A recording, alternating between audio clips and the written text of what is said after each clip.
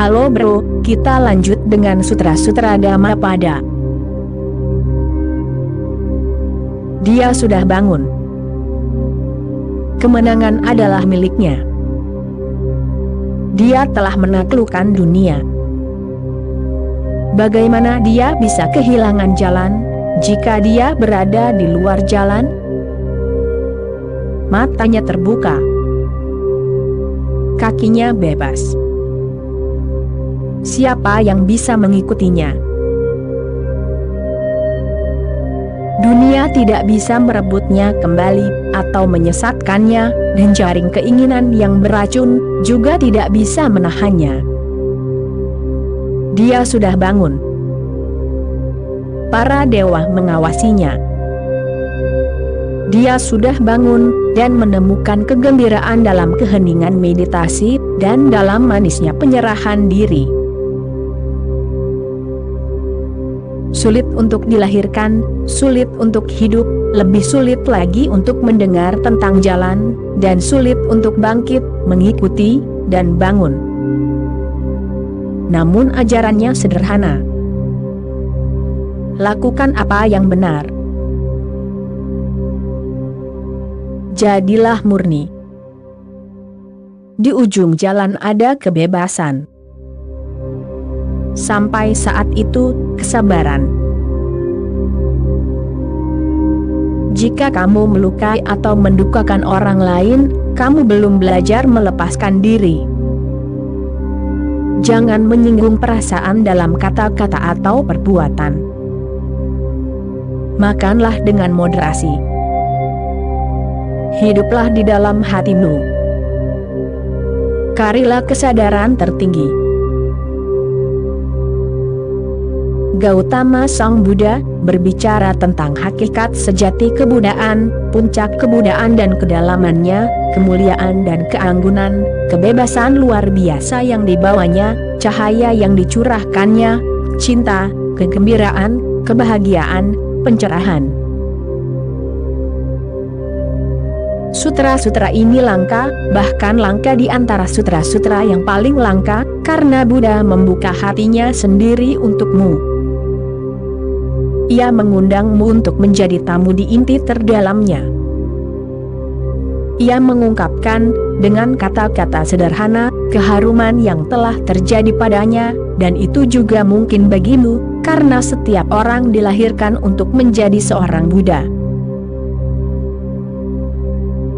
Kecuali seseorang menjadi seorang Buddha, ia belum hidup, dan belum mengetahui apa itu hidup.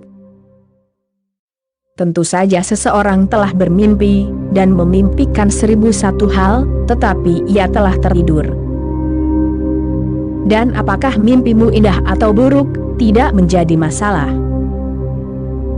Di pagi hari kebudayaan, ketika dirimu telah terbangun, semua mimpi itu, indah dan buruk, manis dan pahit, akan dikenal sebagai palsu, ilusi.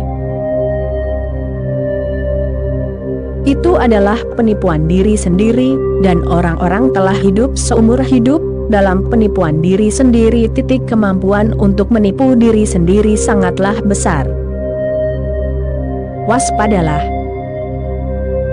Seseorang bahkan bisa bermimpi bahwa dirinya telah bangun, seseorang bahkan bisa bermimpi bahwa dirinya telah menjadi seorang Buddha. Itulah tipu daya pikiran yang paling ampuh. Titik. Itu terjadi di Baghdad. Seorang pria dibawa ke khalifah, karena pria itu telah menyatakan bahwa dia adalah utusan Tuhan yang baru. Khalifah merasa jengkel, kesal, dan berkata, "Kamu pasti gila, karena Muhammad adalah utusan Tuhan yang terakhir, dan tidak akan ada orang lain." Pesan itu telah sampai di dalam Al-Quran. Ya, sebelum Muhammad ada pesan-pesan lain, tetapi semua pesan itu terpisah-pisah, karena manusia belum siap dan matang. Muhammad telah membawa pesan yang lengkap, sekarang tidak akan ada utusan lain di dunia ini. Sadarlah, jika tidak, kamu akan menderita karenanya. Pria itu dijebloskan ke penjara selama 7 hari, disiksa, dipukul, dan dibiarkan kelaparan. Setelah 7 hari, Khalifah tiba. Pria itu diikat ke sebuah pilar, memar, terluka. Khalifah berkata, "Sekarang kamu pasti sudah sadar. Apa yang akan kamu katakan sekarang?"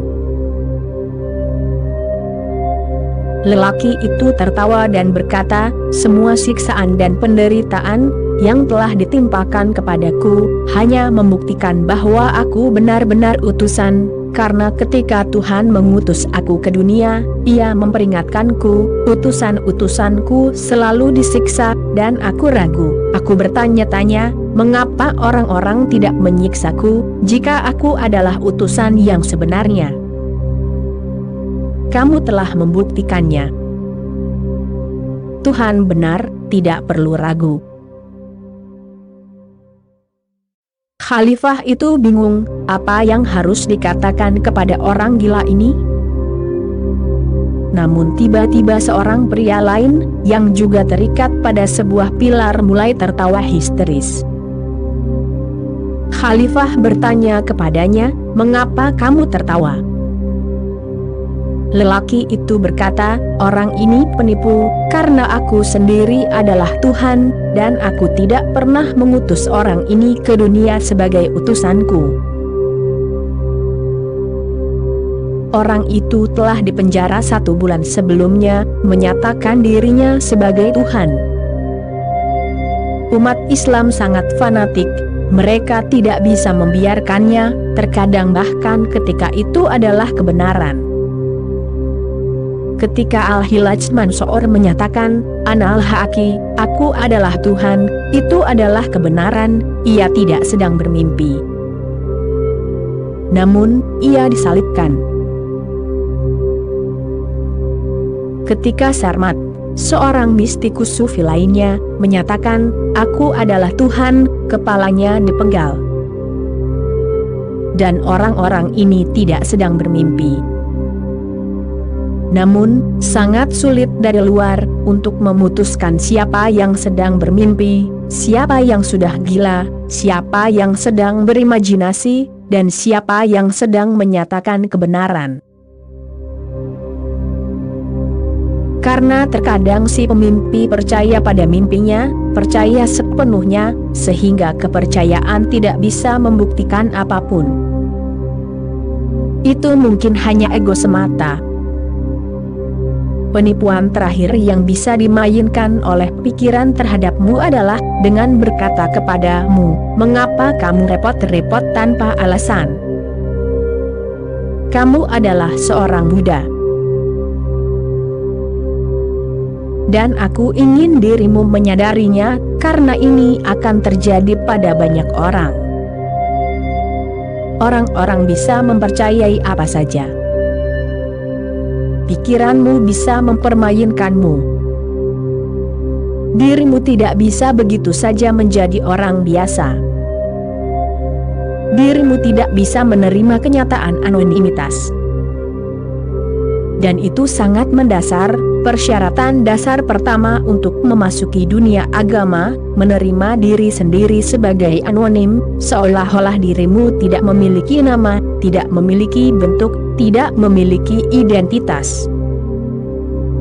Maka pikiran tidak bisa menipumu. Maka pikiran tidak bisa merayumu ke dalam suatu ide, ke dalam suatu imajinasi. Buddha berbicara tentang apa yang terjadi ketika seseorang terbangun. Biasanya manusia tertidur, semua manusia tertidur. Terlepas dari agama, bangsa, ras mereka, pada satu hal mereka semua sepakat, mereka semua tertidur lelap, memimpikan mimpi yang berbeda, tetapi tidurnya sama. Perbedaan mimpi tidak membuat perbedaan pada kualitas tidur. Yang satu memimpikan mimpi Kristen, yang lain memimpikan mimpi Yahudi, yang lain memimpikan mimpi Hindu, dan seterusnya. tetapi mimpi tidak bisa mengubah kesadaranmu. Bahkan mimpi adalah rintangan. Tidur harus diganggu, tidur harus dihancurkan. Jika tidak, dirimu tidak tahu siapa dirimu, dirimu tidak tahu apa yang dirimu lakukan. Dirimu tidak tahu dari mana dirimu berasal, dirimu tidak tahu kemana dirimu akan pergi. Dirimu tidak tahu apa yang dirimu katakan, dan apa yang dirimu lakukan, kepada diri sendiri dan orang lain. Dirimu tidak disengaja. Dirimu seperti kayu apung, yang bergantung pada angin yang tidak terlihat, tidak ada takdir. Angin menghempaskanmu ke pantai ini atau pantai itu, tetapi dirimu bukanlah tuan atas keberadaanmu sendiri. Dirimu adalah seorang budak, budak dari kekuatan yang tidak terlihat. Hal pertama yang harus dilakukan adalah bangun dari tidurmu. Buddha berkata dalam sutra pertama, dia terjaga.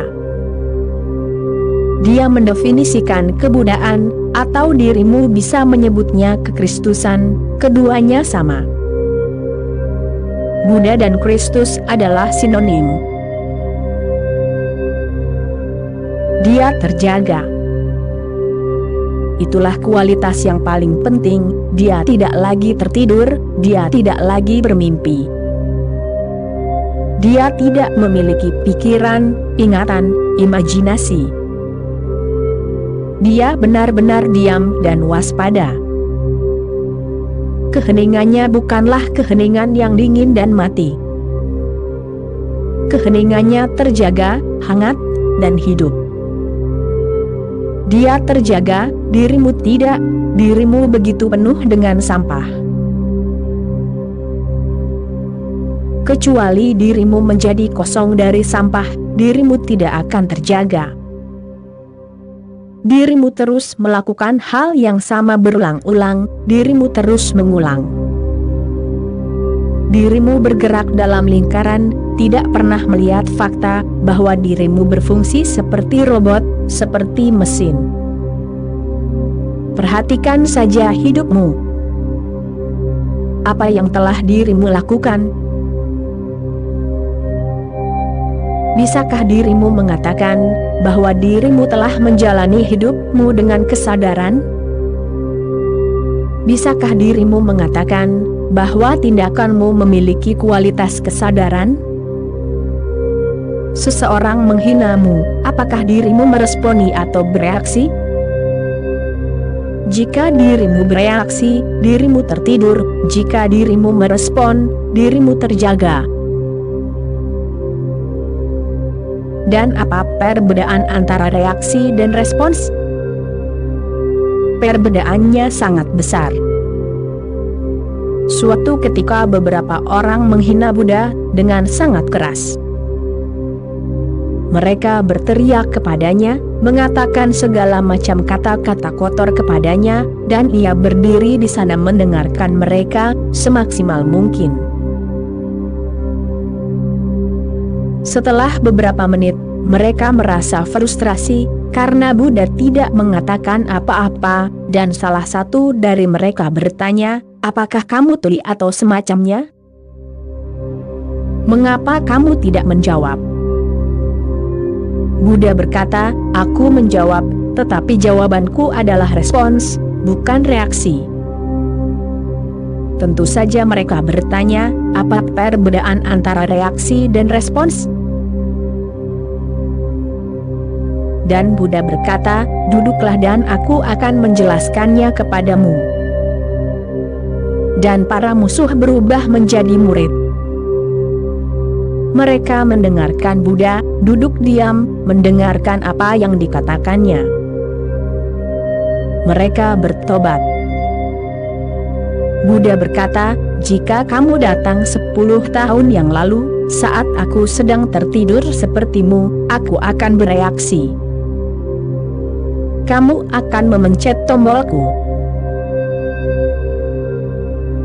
Saat dirimu memencet tombol dan kipas menyala, itu bukanlah sebuah respons, itu adalah reaksi, itu mekanis. Saat dirimu memencet tombol dan lampu menyala atau mati, itu adalah reaksi, bukan respons. Lampu, kipas, atau mekanisme lainnya tidak memiliki kebebasan untuk memilih, itu hanya bereaksi. Sedangkan respons berarti pilihan, respons berarti dipilih dengan kesadaran. Buddha berkata, 10 tahun yang lalu, jika kalian mengucapkan kata-kata ini kepadaku, aku akan memenggal kepala kalian dengan pedang yang kubawa. Namun, sekarang aku telah bangun. Aku mendengarkan kata-kata kalian, dan aku merasakan belas kasihan yang dalam kepada kalian, karena kalian menyiksa diri kalian sendiri dengan sia-sia. Kalian tidak bisa memaksaku untuk melakukan sesuatu, aku bukanlah mesin. Sekarang aku adalah seorang manusia, dan kalian tidak bisa memaksaku untuk melakukan apapun. Aku bertindak atas pilihanku sendiri, karenanya itu bukanlah reaksi, itu adalah tindakan, dan tindakan adalah respons. Aku melihat seluruh situasi, dan kemudian dari kesadaranku aku bertindak. Pada saat ini aku merasa begitu berbelas kasih kepadamu, begitu kasihan kepadamu, sehingga aku tidak bisa berbicara dalam bahasa yang sama dengan yang kalian ucapkan kepadaku. Orang yang sedang tidur bereaksi, ia tidak tahu apapun tentang tindakan. Dan reaksi adalah ikatan, ia mengikat kalian ke dalam penjara baru, rantai baru. Respons berasal dari kebebasan, karenanya ia membawa lebih banyak kebebasan. Reaksi berasal dari masa lalu, dirimu bertindak sesuai dengan ingatanmu, yang dibangun oleh pengalaman dan pengkondisianmu. Dirimu tidak bereaksi terhadap saat ini, tidak di saat ini.